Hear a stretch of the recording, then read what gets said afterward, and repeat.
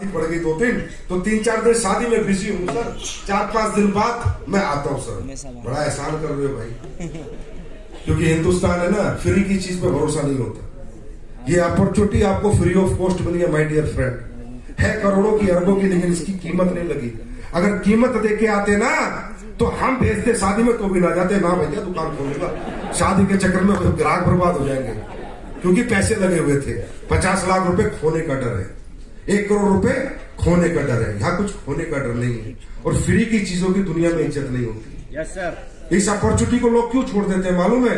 क्योंकि ये door knocking opportunity है। ये खुद आपके घर चल के आई थी, कोई लेके आया था, आपने ढूंढा नहीं था। आप नौकरी कभी नहीं छोड़ते, 10,000 15,000 20,000 की, आप 25,000 रुपए की नौकरी नहीं छोड़ते, अपना छोटा मोटा धंधा नहीं छोड़ते। आप कोई भी पूरे 10-10 20-20 साल करते रहते हो। काम वहां भी करना पड़ता है, मेहनत वहां भी करनी पड़ती है, समय वहां भी देना पड़ता है। क्यों नहीं छोड़ते? क्योंकि उसके लिए आपने प्रयत्न किए, प्रयास किए, डिग्रियां ली है, कंपटीशन लड़े हैं, मेहनत करी है, तब जाके आपको वो अपॉर्चुनिटी मिली है। इस अपॉर्चुनिटी में आपने कुछ नहीं किया, कोई आया आपके घर प्रोडक्ट देके चला गया और आपको प्लान समझा के चला गया। डोर नॉकिंग अपॉर्चुनिटी है। और यही हम लोगों की फितरत, यही हम लोग, हमारी गलत फितरत है और गलत थिंकिंग लेवल है कि हम इन चीजों की वैल्यू नहीं करते। समझे? फ्री की चीज की हम वैल्यू नहीं करते। अगर यहां से भी बाहर जाओ और सोने का टुकड़ा भी मिल जाए ना तुम लोगों को, तो एक बार तो उसे उठा के बोलोगे पीतल होगा। कौन लेके जाएगा इतना भारी? क्योंकि वो फ्री में मिला, प्रयास नहीं किया। तो ये सबसे पहले तो यार ये सोचो, दुनिया को इतने प्रयास, इतने कंपटीशन, इतनी पढ़ाइयां, BTech, MTech, MBA, BBA, BCA, architect, विदेशों में जा जाकर इतना कुछ प्रयत्न करने के बाद भी करोड़ों कमाने की अपॉर्चुनिटी नहीं मिलती, आपको बिना प्रयास के मिली है। तो इसको मजाक में मत लो, इसको ऊपर वाले की कृपया समझो। ये ब्लेसिंग्स है गॉड की। आपकी मम्मी पापा के कोई अच्छे कर्म, हो सकता है आपकी बीवी लक्ष्मी के रूप में आई हो, या आपको बेटी हुई हो लक्ष्मी के रूप में। कोई ना कोई कारण है कि आपके घर पे आके अपॉर्चुनिटी नॉक कर रही है कि कर मुझे और बन अरबपति, कर अपने जिंदगी के सब दुख दूर, कर मुझे, खुद नॉक कर रही है। ये बहुत बड़ी ब्लेसिंग है दोस्त।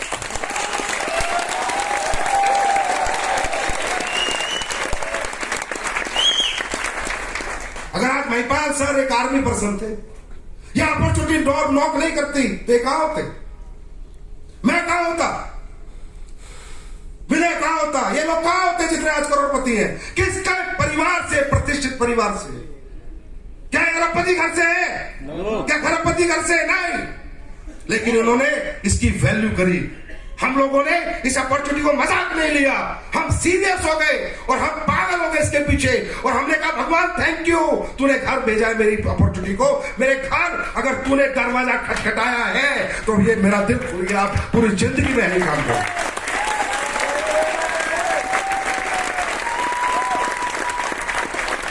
शायद मेरी माँ ने बहुत अच्छे कर्म किए होंगे, या मेरी जो वाइफ है वो लक्ष्मी के रूप में। भाई कौन पूछता मुझे, चौकीदार होता कहीं या पुलिस में होता कहीं, सच बता रहा हूं, कांस्टेबल बस। या जितने भी लोग यहाँ अचीवर हैं, ये कोई हायर क्लास से नहीं है, कोई अंबानी टाटा के घर से नहीं है, किसान के बच्चे हम सब यहां तक पहुंचे हैं। अपॉर्चुनिटी को हमने प्रायोरिटी दी है, हमने इसे ब्लेसिंग समझा है, हमने बिजनेस नहीं समझा, व्यापार नहीं समझा, हमने आशीर्वाद समझा भगवान का, और उसको हमने तहे दिल से स्वीकार किया। और ये कोई मोटिवेशन नहीं है, मैं तो आप ही से पूछता हूं, इतना दिमाग तो रखते हो, 12th मेरी डिग्री है। हाँ, मुझे कौन क्या बना देता है इस दुनिया में? बताओ आप, है कोई रास्ता था मेरे लिए? तो ब्लेसिंग्स, इनको ब्लेसिंग्स है। बहुत बहुत धन्यवाद दिया करो सुबह शाम परमात्मा को। तुम इसे छोड़ दे, नेगेटिव हो गया सर, आराम छोड़ दे।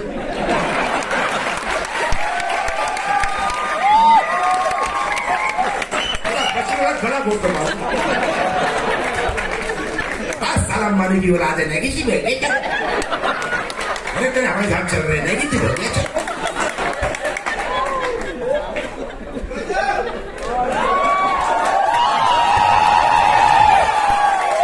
नेगेटिव वो जिसका बड़ा काम छूट गया इस काम के चक्कर में, वो नेगेटिव हो जाए कि भाई 5-7 करोड़ कमा रहा था, यहाँ आ गया और यहाँ एकदम 2-5 हज़ार की जिंदगी शुरू हो गई, मैं नेगेटिव हो गया, बड़ा काम खराब हो गया।